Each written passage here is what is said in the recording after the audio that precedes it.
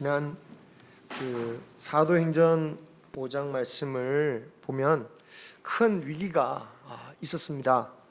아나니아와 삽비라의 사건도 그렇고 유대 지도자들에 끌려가서 핍박받은 것도 초대교회의 큰 위기였죠. 그런데 오늘 말씀에는 어떻게 보면 그보다 더 큰 위기가 찾아왔다라고 할 수 있습니다. 앞서 위기들은 그래도 위기인 줄 알고 깨어서 이렇게 기도하고 조심할 수 있는데, 이 위기는 이게 위기인지를 모른다라는 거예요. 그리고 이 위기가 점점 퍼져서 교회를 약화시키고 분열시키고 무너뜨릴 수 있는 위기였다라는 겁니다. 이 위기가 무슨 위기냐? 원망이었습니다. 그 은혜로운 초대교회에 원망이 일어나기 시작한 거죠. 구제사역 때문이었는데요. 오늘 1절 말씀을 보면 그때 이 제자들이 많아졌다라고 말하고 있습니다. 제자들이 많아지면 기쁜 일이죠. 그런데 이전에 말씀드린 것처럼 예루살렘에 거주하지 않고 멀리 사는 유대인들이 그만큼 늘어났다라는 이야기이기도 합니다. 그 말인즉슨 그만큼 교회가 구제해야 할 사람들이 늘어났다라는 거죠. 1절에 보면 매일의 구제라고 말합니다. 그러니까 일주일에 한 번 정도 이렇게 음식을 제공하고 그런 게 아니에요. 이 사람들 매일 살아야 되니까 매일매일 계속해서 공급해야 되는 겁니다. 그런데 그 과정 속에서 성도의 숫자는 자꾸 늘어나니까 업무량이 늘어나죠. 그러다가 결국 실수가 나타나게 됩니다. 그 실수가 뭐냐면 구제사역에서 헬라파 유대인 과부들이 자꾸 빠지는 일들이 생기는 거죠. 매일의 구제에 빠졌다라는 말씀은 그 구제의 대상에서 완전히 제외됐다라는 말이 아니라 소홀히 여김을 당했다, 자꾸 이렇게 빠뜨리는 일이 생겼다라는 것입니다. 분명 오해겠죠. 왜냐하면 이 일을 누가 했냐면 12사도들이 했어요. 12사도들이 구제사역을 담당했는데 일부러 함부로 했겠습니까? 늘어난 업무로 인해서 실수였겠죠. 하지만 자기네 사람이 자꾸 빠지는 것을 본 이 헬라파 유대인들이 그들의 입장에서 보니까 이 섭섭하고 원망스러운 거예요. 여기서 헬라파란 헬라말을 쓰는 유대인을 말합니다. 그리고 히브리파는 당연히 히브리말을 쓰는 사람이에요. 유대인이 헬라말을 사용하는 이유가 뭡니까? 왜냐하면 그들은 이방 나라에서 태어난 사람들이거든요. 그래서 순례차 이스라엘을 방문했거나 아니면 돌아와서 정착한 지 얼마 되지 않은 유대인을 헬라파 유대인이라. 반면에 히브리파 유대인은 헬라말을 사용할 필요가 없습니다. 왜? 이스라엘에 살고 있으니까, 정착해서 살고 있는 사람들이니까. 자, 이것을 통해서 알 수 있는 게 있습니다. 지금 불평하고 있는 헬라파 사람들 대부분은 유대 땅에 살고 있는 이 히브리파 성도들에 의해서 사실 살고 있는 사람들이에요. 가진 게 없으니까요. 땅도 없으니까요. 많이 가지고 또 자신의 재산이 좀 있고 집도 있는 사람, 재산도 있는 사람은 다 히브리파 사람들이니까요. 이것을 보면 우리가 이 상황에 대한 처한 그때 당시 성도들의 마음을 조금이라도 좀 더 깊이 이해할 수가 있는데요. 헬라파 유대인들은 왜 자기네 가부들이 어려우면 자기들이 돕지 왜 히브리파 사람들을 원망하냐 말이에요. 왜냐? 자신들만의 힘으로 도울 수가 없었던 거예요. 자기들도 가진 게 별로 없으니까. 그렇다면 여기서 또 한편으로 생각해 보게 되는 것은 자신의 것을 사용하고 헌금하였던 이 히브리파인들에게 이 원망의 소리가 들렸을 때 과연 어떤 마음이 들었을까?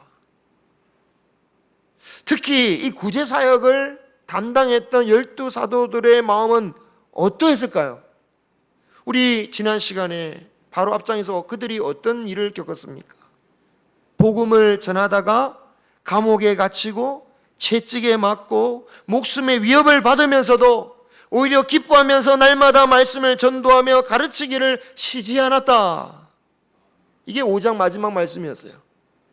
그런 사도들입니다. 그런 사도들에게 구제사역에 실수했다고 그런 원망의 얘기를 듣는다면 여러분이 만약 사도라면 어떤 생각이 드시겠습니까?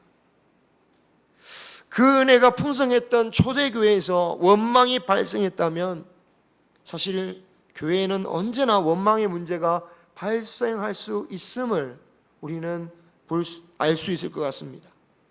불평할 수 없는 그런 교회를 찾는 것은 보이지 않는 파랑새를 찾는 것과 같습니다. 무슨 의미입니까? 파랑새? 실제하지 않는 걸 찾는다란 말이에요. 실제하지 않는 거를. 그래서 나중에는 결국 혼자 예배 드리더라고요. 어떤 부모니까 평생을 찾아다니더니 없으니까. 그런데 여러분, 이 원망의 문제가 당연한 것입니까? 이 원망하는 것은 대수롭게 여길 문제가 아닙니다. 이게 무서운 시험입니다. 핍박보다 더 무서운 겁니다. 왜냐하면 이게 점령이 되거든요. 원망이 뭘 낳는 겁니까? 원망을 낳아요.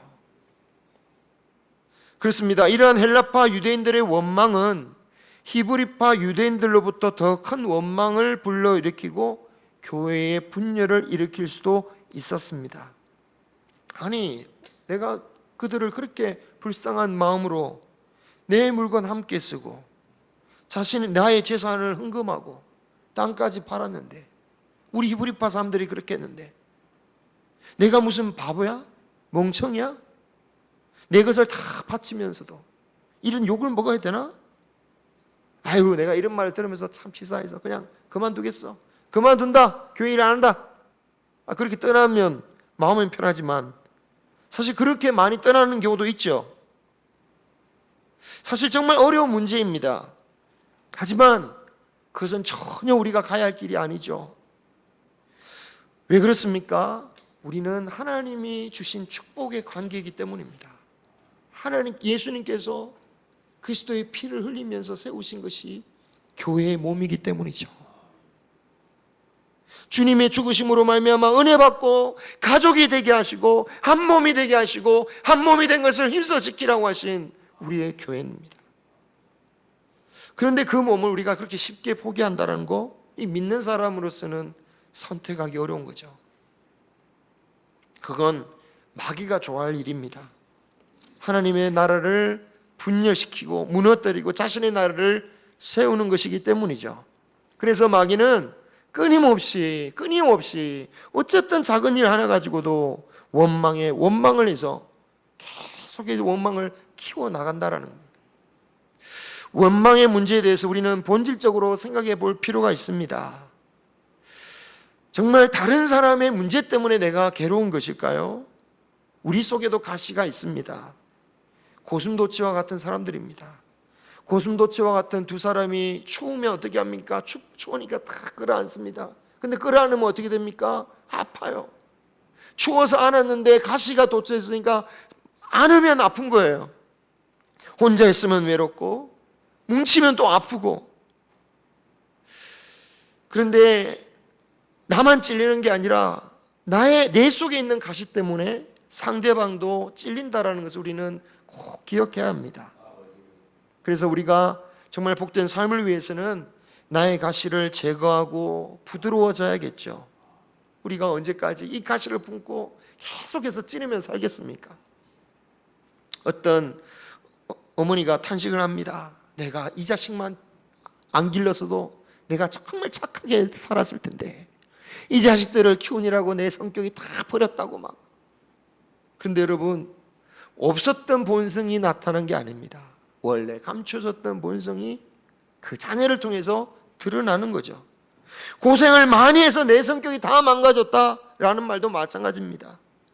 고생 때문에 없던 성격이 갑자기 생긴 게 아니라 감춰졌던 나의 이 본성이 드러나는 거죠.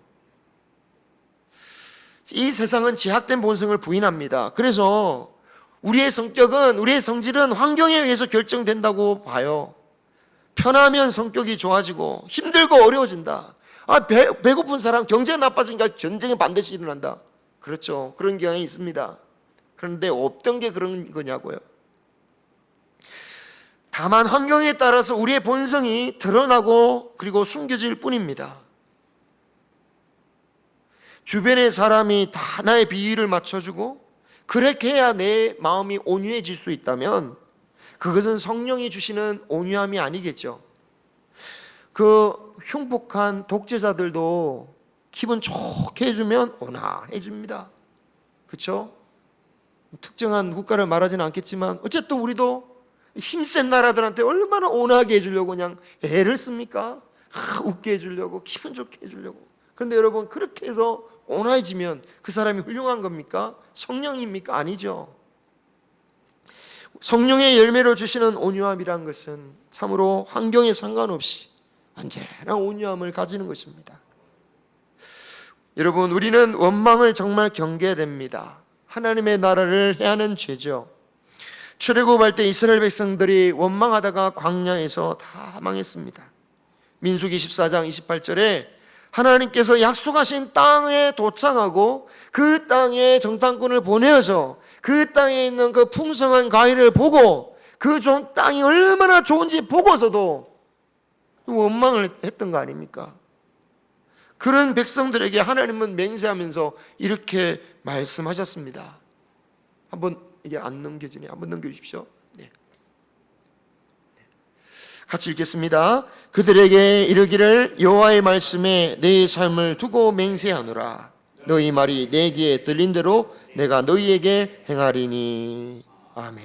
참 너희 하는 말대로 해주겠다라는 말씀이죠.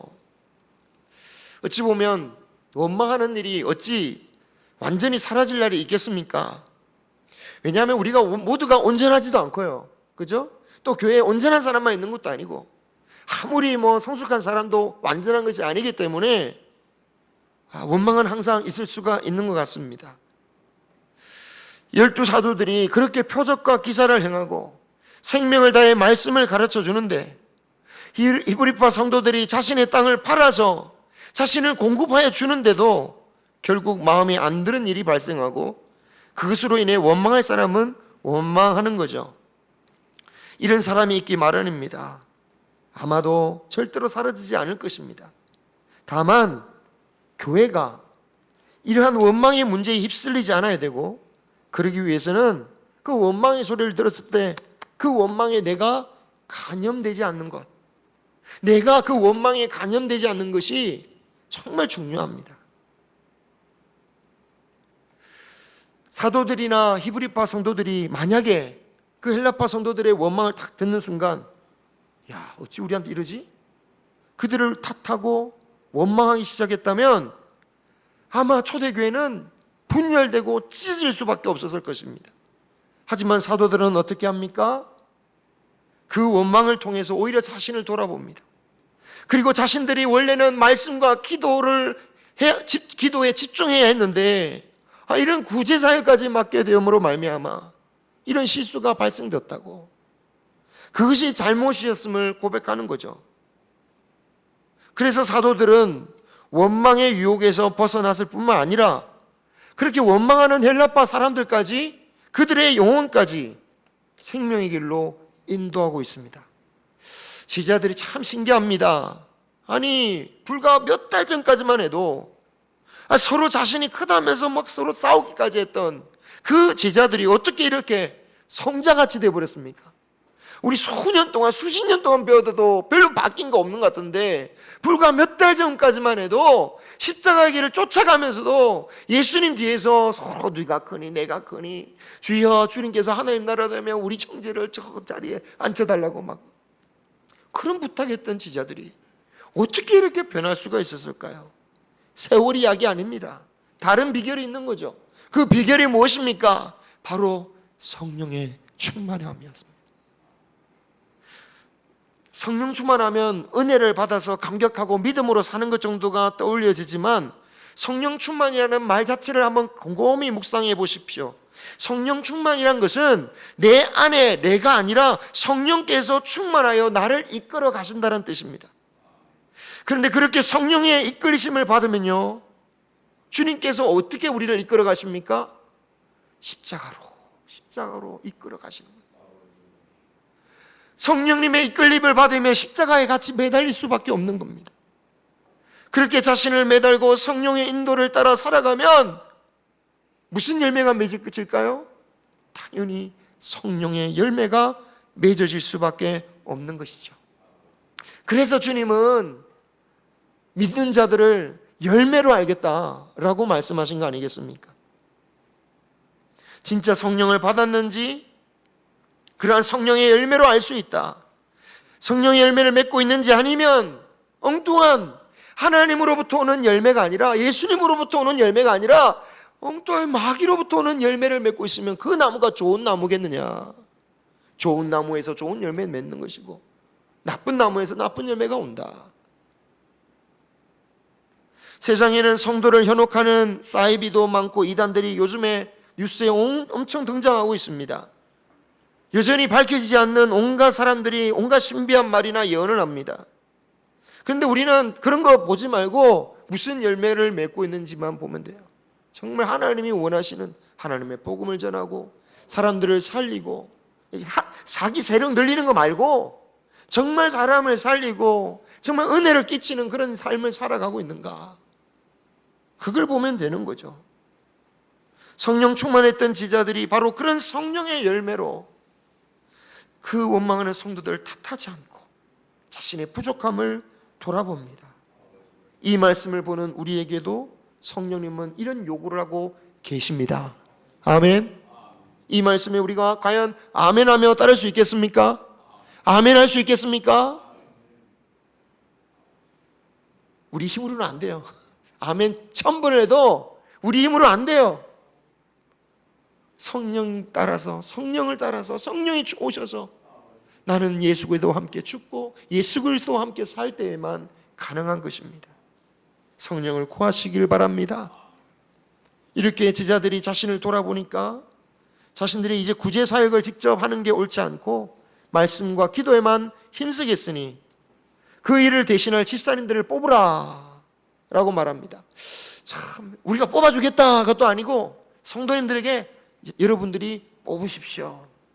그렇게 해서 7 집사님이 뽑히는데요, 5절을 보면 이 스테반, 빌립 등 이 유명한 집사님들을 비롯해서 다른 사람 이름을 봐도 전원이 특징이 있습니다. 다 헬라식 이름이다라는 거예요. 무슨 말입니까? 다 헬라파 사람들이었다라는 거예요. 심지어 아예 이방인으로 보이는 사람도 있습니다. 원래는 유대교가 아니었다, 즉 이방인이었다는 뜻입니다. 그런데 유대교에 입교했습니다. 유대교에 입교한 그 이방인이었어요. 그런데 이제 다시 그리스도교로, 기독교로 개종한 거죠. 그 사람을 집사로 세운 겁니다. 여러분, 이들이 맡아서 해야 할 일은 그 헌금을 지혜롭게 사용해서 구제 사역을 사용하는 겁니다. 여러분, 그들이 관리할 헌금이 결코 적지 않았을 겁니다. 당시 교회에서 사용되어지는 지출 대부분은 구제 헌금이었겠죠. 지금처럼 뭐 건물 관리비가 필요하겠습니까? 저처럼 뭐 사례비를 이렇게 주는 시대도 아직은 아닌 것 같아요. 사도행전 마지막쯤에 가면 그런 것 같은데 아직까지 초창기라 그런 것도 없어요. 물론 기본적으로 뭐 먹고 자고 이런 건 제공했겠지만 그런 것도 없어요. 대부분의 헌금이 다 구제 헌금으로 쓰였을 거예요. 그러면 그 엄청난 그금, 대부분의 헌금을 다 이 집사님들이 맡았다는 것인데, 이 일을 누가 합니까? 헬라파 사람들이 다 한다는 거죠. 어느 단체나 재정을 관리하는 부서가 핵심일 경우가 많습니다. 가장 믿음직스럽고 가장 뭔가 신뢰할 만한 사람, 좀 이렇게 그런 사람을 세워요. 그 중요한 사역을 히브리파 사람 한 명도 없이 헬라파 사람들로 다 저는 구성된 겁니다. 우리 교회로 치면 어떤 상황입니까? 마을 밖에 교인들이 우리 한두 명씩 찾아오더니 이 사람들이 그냥 교회 실권을 다 잡아버린, 다 잡아버렸어요. 생각만 해도 좀 이상하지 않습니까? 우리가 이것을 감수할 수 있겠습니까? 사실 그러기가 쉽지 않죠. 다른 교회들 보면 새로 오신 분들이 처음에는 잘 적응하는 듯해도 시간이 지나 이야기를 나눠보면 이런 얘기를 하는 경우들이 있어요. 특히 우리 교회처럼 그렇게 크지 않는 교회, 100명, 200명, 300명 되는 교회도 마찬가지고, 내가 이 교회에 10년을 다녀도 마치 나는 이 교회에 오면 굴러 들어온 돌처럼 여겨진다고. 여기에 초창기 멤버, 그런 멤버들이 결정적인 순간에 그냥 나를 싹싹싹 이렇게 되돌린다고. 여러분, 평신도만 그런 게 아니고 제가 봤는데 부임하신 지 13년 된 담임 목사님이 계셨는데 그 목사님을 향해서도 그런 식으로 얘기하시는 분들도 봤어요. 만약 그런 식이라면 예수님은 몇 년 사역을 하셨습니까? 3년 사역을 하셨잖아요. 그런 예수님을 우리가 어떻게 받아들이겠습니까? 그런 면에서 오늘 말씀은 우리에게 진정한 교회가 어떤 것인지를 보여주고 있습니다. 사람의 의지로 이런 교회가 되자 한다고 해서 되는 게 결코 아닙니다. 오직 나는 죽고 예수로 사는 십자가의 복음을 우리가 가슴에 품고 있어야 가능한 것이죠. 그렇기 때문에 집사님들 그냥 뽑은 이야기지만 이 헬라파 집사님들이 뽑힌 이야기 자체만 봐도 참 은혜스러운 거예요. 이브리 성도들이 자신의 것을 다 내려놓고 그들을 위해서 다 중요한 직분을 양보한 것이죠. 그냥 일할 사람을 뽑았다는 이야기가 아니라 이 위기를 처한 교회가 성령을 통해서 어떻게 극복하는지를 보여주고 있는 말씀인 것입니다. 이런 교회에 마귀가 어떻게 공격하고 시험에 들게 하겠습니까? 그러니까 이 교회에 어떤 역사가 벌어집니까? 교회가 이 원망하는 시험들 속에서 사도들이 자신의 기도권을 내려놓고 말씀과 기도에 전념하니까 더 큰 부흥이 일어났습니다. 위기가 오히려 더 기회가 된 거죠. 7절에 보시면 하나님의 말씀이 점점 왕성하여 예루살렘에 있는 제자의 수가 더욱 많아지고 허다한 제사장의 무리도 이도에 복종했다. 제사장들도 예수님을 믿기 시작했다라는 거예요. 여러분, 제사장들이 새로운 하나님의 말씀을 들었기 때문에 받아들인 것일까요? 예수님에 관한 지식을 전혀 몰랐는데 알아서 이제서야 받아들인 것일까요? 아니, 그들은 이미 하나님 말씀도 잘 알고 예수님에 관한 일도 잘 알고 있었을 것입니다. 그런데 그 말씀이 그냥 말로 그치는 게 아니라 삶으로 이어지고 능력이 나타나니까 이건 하나님의 역사다, 인정할 수밖에 없었던 거죠. 제사장들이 예수님을 영접했다라는 사실은 정말 대단한 사건입니다. 대단한 결단입니다. 왜냐하면 제사장이 예수님을 믿으면 그들의 직업은 어떻게 됩니까? 우리 기독교에서는 제사 안 드리잖아요. 왜? 예수님이 완전한 제사를 드리셨으니까. 제사장은 예수님을 믿는 순간 자신의 직업, 그리고 자신의 후손의 직업까지 다 없어지는 거예요. 심지어 제사장이었기 때문에 사회에서 더 큰 매장을 당할 수가 있었습니다. 그러니 제사장들이 믿게 되었다는 것은 그냥 단지 숫자가 그만큼 늘어났다는 정도가 아니라 진정한 믿음과 자신의 모든 것을 내어드릴 수 있는 믿음의 부흥의 역사가 이 초대교회에 일어났다라는 것입니다. 이런 열매가 어떻게 맺어진 겁니까? 바로 이 사도들로부터 시작되었다. 처음 열매가 맺어지는 게 어려운 것이지, 일단 열매가 맺어지니까 그 다음에 자신을 내려놓는, 자신을 십자가에 매다는 그런 열매들이 다 풍성하게 맺어지는 역사가 초대교회에 일어났다라는 것입니다.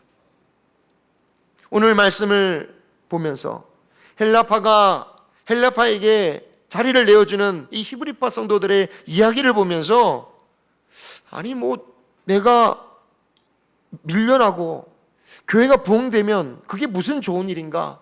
차라리 교회는 그냥 유지하면서 내가 행복하게 교회 다니는 게 더 낫지 않는가? 이런 생각도 들 수 있습니다. 예전에 어떤 분들은 교회가 다른 사람들을 전도하거나 구제하기보다는 그냥 있는 사람끼리 잘 믿는 교회가 되었으면 좋겠다, 이런 분도 계셨어요. 그런데 그분이 나중에 보니까 다른 교회로 가셨어요. 아마 그분이 간 교회에서 만약에 그분의 말씀대로 믿는 사람끼리 잘하는 교회라면 그분이 적응하기가 얼마나 어렵겠습니까? 사실 그런 교회라면 하나님의 교회가 아니라 사람의 교회가 되는 거죠. 오늘날도 여전히 교회 안에서 섭섭함과 원망이 들려올 수 있습니다. 그것이 정당하든지 정당하지 않든지 우리는 그런 원망을 들을 때 휩쓸리기보다는 내 안에 계신 주님이 이끄시는 대로 먼저 내 자신을 내려놓는 우리 모두가 되기를 소망합니다. 그리고 내가 해야 할 일이 무엇일까? 내가 죽기까지 순종해야 할 일이 무엇일까? 그리할 때 어떤 역사가 나타납니까? 내 영혼이 먼저 사는 겁니다. 그리고 그 영혼을 살리는 겁니다. 그리고 그를 통하여 이 교회가 하나님 나라 교회로 세워지게 하시고 하나님의 쓰임을 받게 하시는 것입니다. 바라기는 우리도 이러한 결단과 믿음으로 우리의 영혼과 우리 성도님의 가정과 교회의 부흥의 역사가 일어나시기를 주님의 이름으로 축원합니다. 내 안에 사는 예수 그리스도니 나의 주도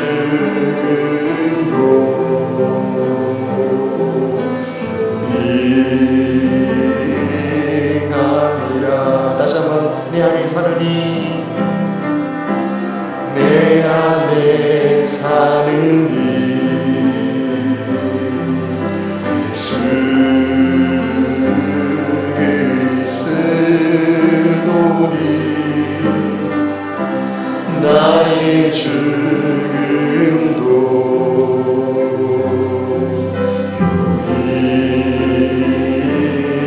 유익함이라. 나의 왕 내 노래 내 생명 또 내게 부 나의 해 나의 고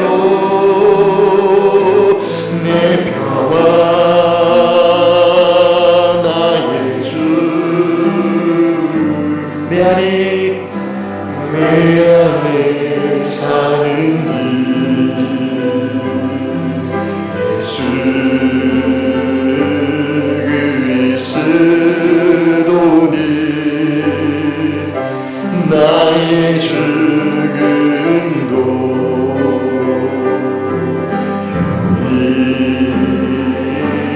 유익함이라. 나의 죽음도 유익함이라. 나의 죽음도